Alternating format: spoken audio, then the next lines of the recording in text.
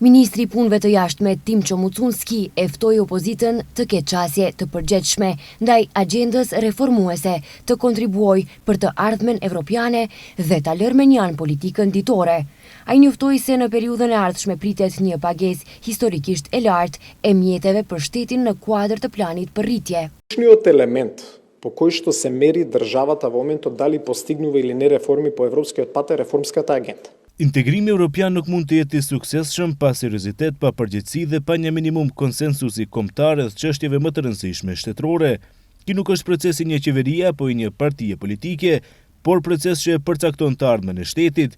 Për agjendën reformuese në nevojitet dialog politik i bazuar në argumente, institucione dhe respekt të ndërsjellë, e jo në përplasje ditore politike që minojnë besimin në proces.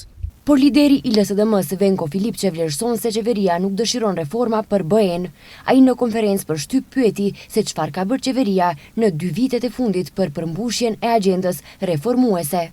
Sipas tij, ministri Timço Mucunski sot pranon se NATO është një gjë fenomenale që sjell siguri dhe klim të favorshme për investime.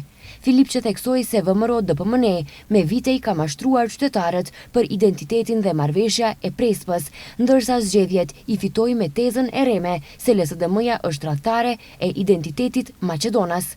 Sipas tij, sot deklaratat e funksionarëve më të lartë të partisë konfirmojnë se ata me vetdije kanë manipuluar qytetarët dhe se tani, kur janë në pushtet, i lavdërojnë të njëjtat politika që me vite i sulmonin.